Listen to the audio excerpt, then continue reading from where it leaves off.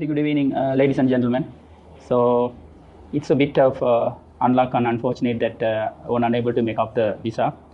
So anyhow, if I meet you in person, I think that's really a wonderful opportunity to improve our collaboration. But as it is not to happen, so that's what we will make. We will meet you all in a virtual platform. So first of all, I would like to thank the IMHO to give me the great opportunity to give the keynote speak today. So let me get into the topic now.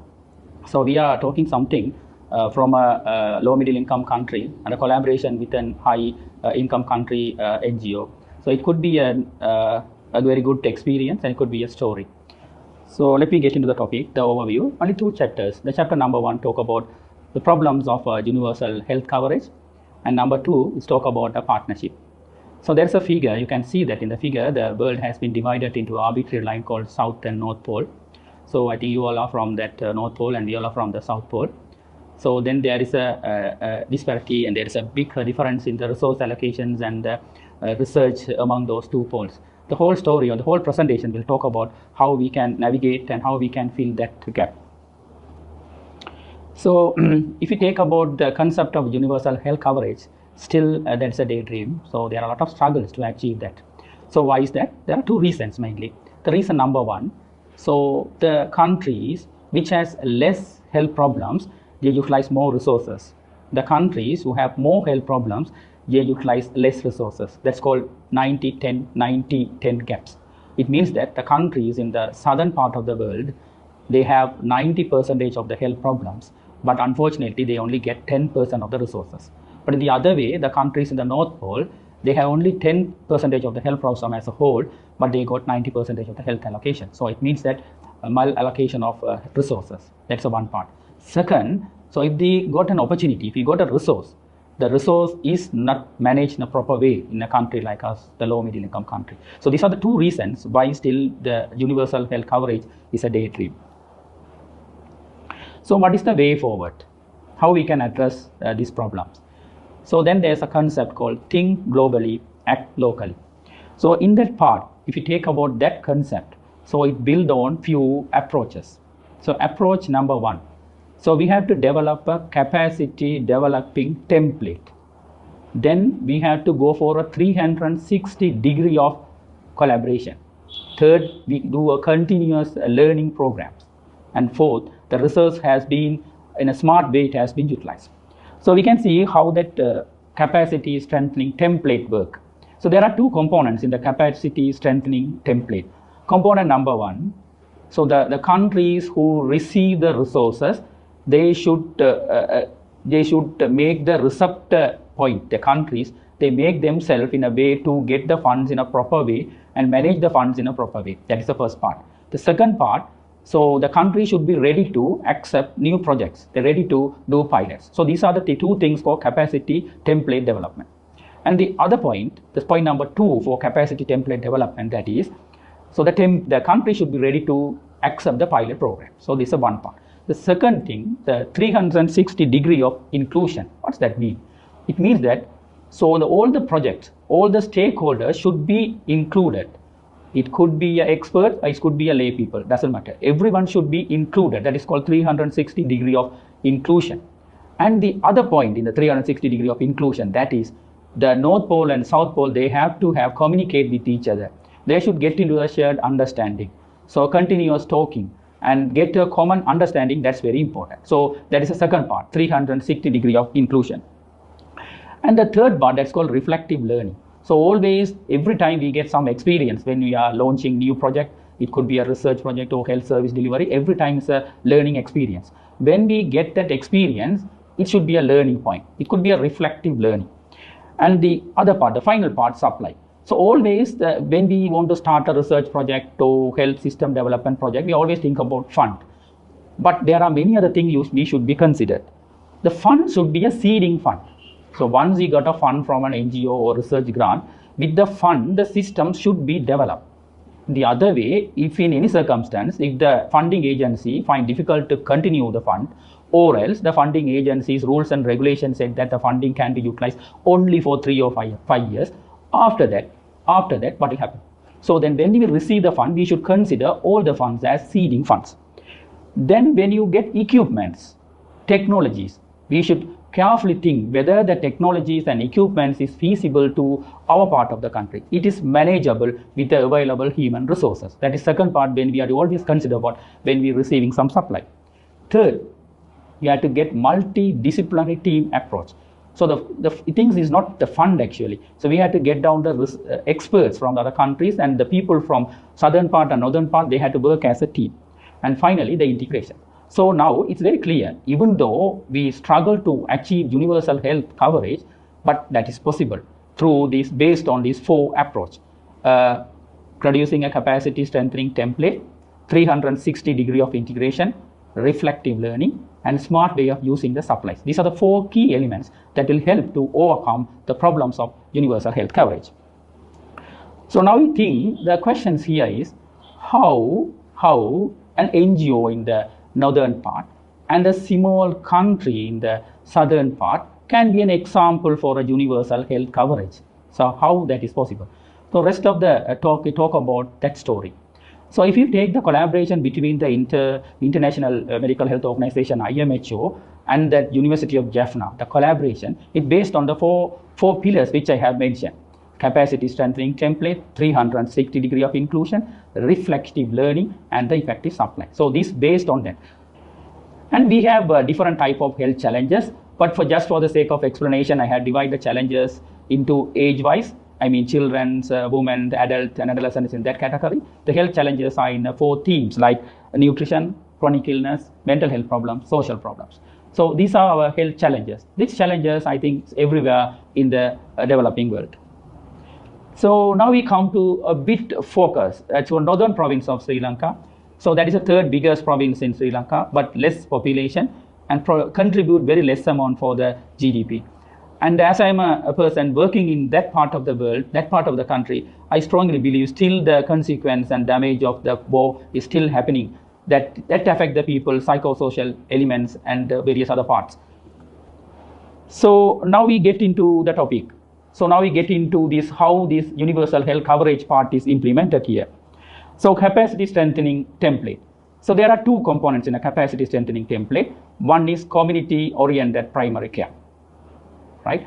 And the second one is Center for Digital Epidemiology. Those are the two pillars that help us to prepare the template. At the same time, we are practicing a novel approach. The approach includes opportunistic strategy planning. So what is that? So usually in the strategy planning, so people, experts get together and they produce a strategy plan. Then they try to implement that. But always the success of that is big query. But here we adopt a novel approach that we use strategy planning in an opportunity base. So we will explain those things when we go to the next slides. And at the same time, implementation and evaluation will go together. And we follow, there are a few theories, multidisciplinary team, participatory action research, and so integrations. So these are the key elements which help us to produce that template. So let me see how that community-oriented primary care and the Center for Digital Epidemiology develop. So in the community-oriented primary care, so the focal point, a family health center, which is in the Divisional Hospital, is a part of a Sri Lankan healthcare system in a grassroots level, a hospital with minimum facilities. So we develop our focal point, the capacity building template point for family health center in that particular hospital. Then, so that COPC model is helpful for delivering the services. The second part, that is code, that's called Center Digital Epidemiology. So that's developed in a part of a university. So that center is help us to manage our data, reflective learning, gives good feedback, and managing the funds. So those are the two elements. Center of Digital Epidemiology and the Family Health Center are the two pillars for this program. So those two pillars will nicely help to implement the project. So in that universal health coverage, the implementation strategy, there are four components. Component number one, that is capacity strengthening template. Component number two, the 360-degree inclusion. In the 360-degree inclusion, we implement another important strategy that's called community health workers. Community health workers is a recognized term by WHO. Here the lay people are being trained to support the healthcare system. So the family health center and court, they identify. So what they do, the both two pillars. So there are three processes in the developing of community health workers. So what is called nomination, selection, and the empowerment. So how the community health workers will be nominated? They nominated by the grassroots workers in the health system, like midwife. So almost all these community health workers, the member of Mothers Club. So the public health midwife or PHI or Grama Sevaka, they nominate few people's name and they will recommend us, they will be a potential community health workers. Then our university, the Code and Family Health Center, with the help of other experts in the region, they will select few nominated people. Later, the selected nominated people, so they will empower, they will train by the experts. So in that part, the empowerment, that is the very key important element here. The empowerment per se, there are three main components in the empowerment.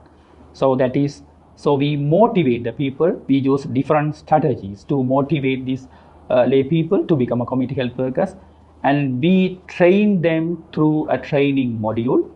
And the third very important one is the mentoring program. So through these three well-planned channeling system, so make the lay people as a community health workers. So now in the four principles of introducing or improving universal health coverage, so I have explained that capacity strengthening template through Code and Family Health Center. Second, I explained about 360-degree inclusion through community health workers. And the third one, very important one, is reflective learning. Here we use a recommended approach called participatory action research. It's a mixed research methodology. In this part, you can hardly differentiate the participants and researchers. Both participants and researchers are working in a common platform, and the real-time data will be selected, will be gathered, will be absorbed, and the data will be analyzed. It will be reflected in a nice way. In an iterative process, the program will be improved. So we are using this unique approach. It's very interesting. So the researchers and participants, both of them are working in a common platform. That is a third very important element we are practicing here. So then the last one, the supply. So in the supply part, as I mentioned, we almost every time we consider each and every funding opportunity as a seeding funding.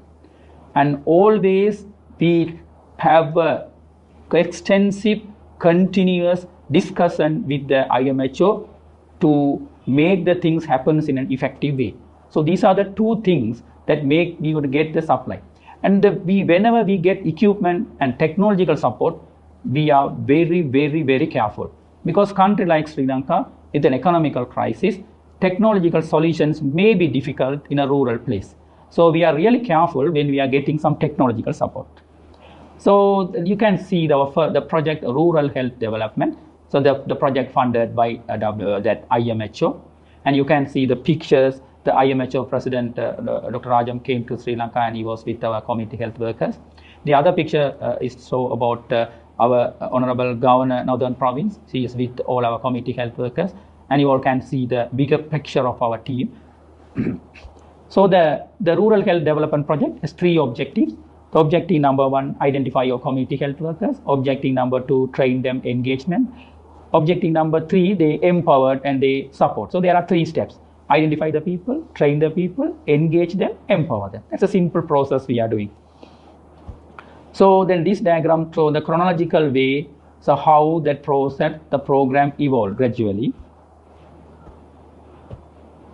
So then there are a few outcomes that have been mentioned here.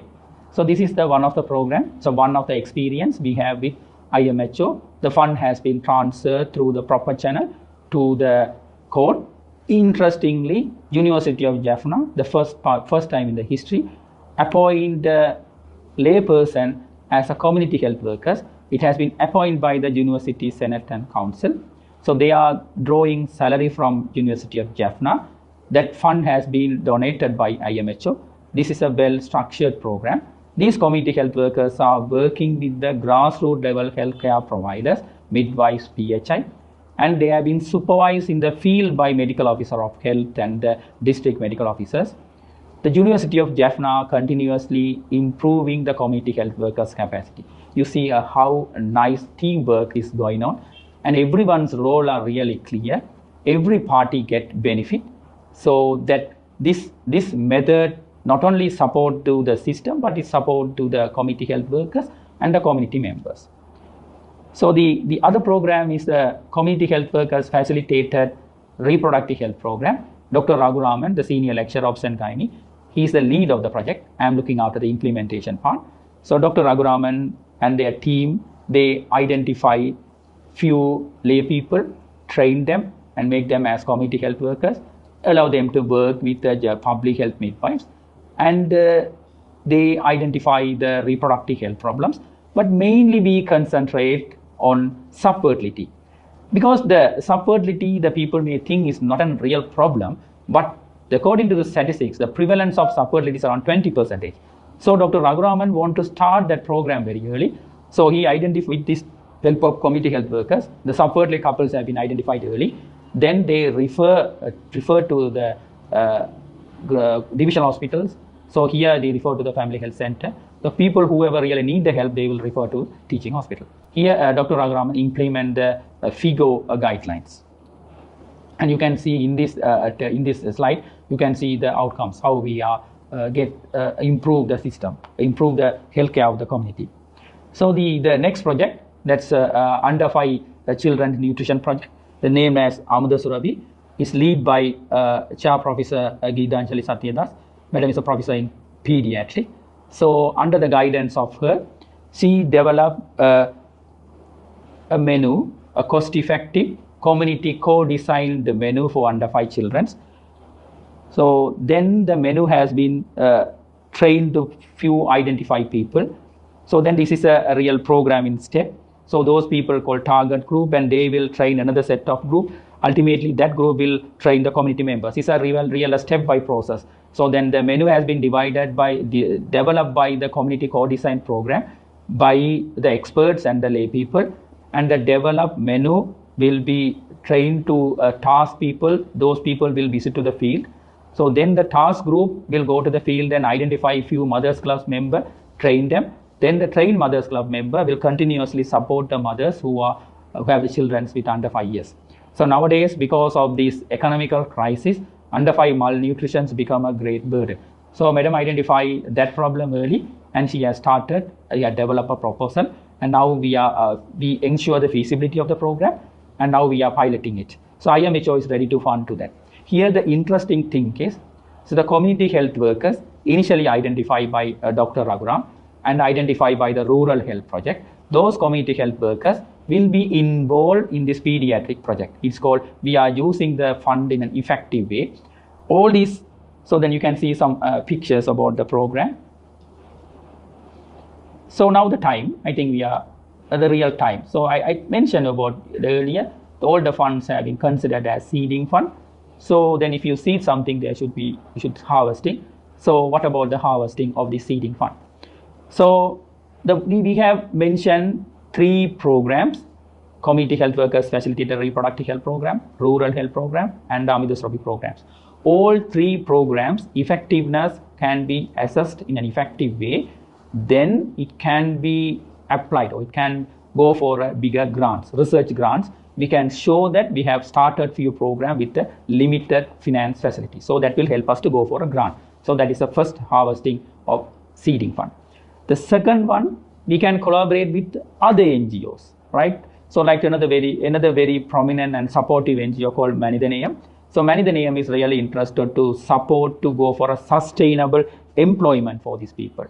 And another NGO that already started to support us, that called Truth to Power. That NGO is really interested to do continuous capacity buildings of women.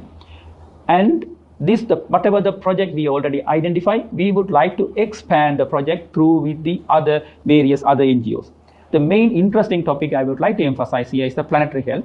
Now that is a hot topic, everyone talk about that. the planetary health project work can be collaborate with the regional collaborating center Singapore. So now we start to think about, discuss about, explore about the possibilities.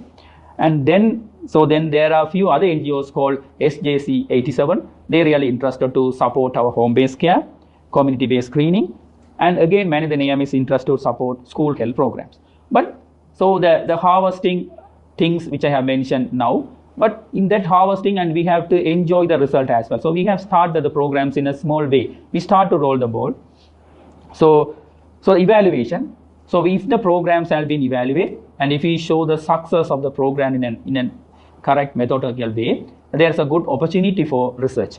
And University of Birmingham is ready to support us in this context, and they will help us. They will improve our capacity to go for a bigger grant. Already with the support of University of Birmingham, we get 2 or 3 grants. So then this work, the community health workers facilitated work, will support us to go to the next level. So then there are some outcomes I have been tabled here, so that show you that how much our project is effective, how much is help to the public. So then, as I mentioned, the expanding program, now we have started community-based cancer screening program and NCD program. We have submitted a proposal to IMHO. Here again, this community-based program, the community health workers have been already funded by IMHO, will be utilized for this purpose as well. So as I mentioned earlier, it's a good integration. And we plan to start community-based geriatric care with the support of IMHO and the SJC 87. And the very important other topic, that's planetary health. So planetary health, basically it is a program which helps the environment and the human beings. Up to now, we human beings, we all very selfish, we look after our own health, so we damage the environment. Now the planetary health, they talk about the concept, it supports the environment as well as the human being. It try to create the balance. So now we start to develop a project of planetary health that will really helpful to the whole planet. It doesn't mean the north or south, but everyone will get benefit from this project. So there are few approach we have identified, and there are few activities we have already started. So that as mentioned in this slide, the approaches and the activities. So there are few photos, there are evidence to say that we have already started the activities. So why we can be able to start the activities in a small scale? Because the 4 principles. We are capacity strengthening template we are having a 360-degree inclusion, reflective learning, effective utilization of supplies. So that make us to see the feasibility of any project in our part of this world. So then this planetary health project, it support the planet as well as it give employment opportunity to the people. So finally the school health promotion project. So in that project, we will, the photo shows that the community health workers funded by IMHO, and there are few other sociology, psychology graduate from the northern part of the Sri Lanka has been funded by Manidaneyam through another funding opportunity. Both people get together and they are support the well-being of school children. So that is the program, that is the next step. We are planning to move forward, expansion of the project. So now the seeding fund given by the IMHO, the seeding fund given by the Manidaneyam, they merge together and we are moving to another project. So up to now I am talking many projects, many activities, but this is not a solo game. So I have a very efficient, effective team. So the teams, people have been visualized here in the photo. So you can see the community health workers, professors, lecturers, consultants who are working with us in the picture. I think now there's a time for the ending the session. Thanks for patient listening. So, but I feel it's a bit boring without seeing your face giving presentations, just seeing a wall. That is not really interesting and it's not interactive. But we don't have any other opportunities or any other options, so that's what I do this method. So the ending session, what is the take-home message? The take-home message is the collaboration or partnership with IMHO and University of Jaffna is a good example for a pragmatic approach of universal health coverage by collaboration of South and North Pole. It's based on 4 key elements that's called capacity strengthening template, 360-degree inclusion, and reflective learning, and smart work of using the supplies. Moreover, I would like to thank the IMHO we consider it not as a funding agent. We consider them as our elder brothers and elder sisters. They always mentoring us, support us, empower us, and they are part of our program. So I would like to thank on behalf of the Faculty of Medicine, University of Jaffna, for the wonderful support the IMHO made. So we hope and be sure the relationship will be continued throughout, and we will explore more effective projects, and that will help not only for Sri Lanka, but for the countries, the low middle income countries. Thank you.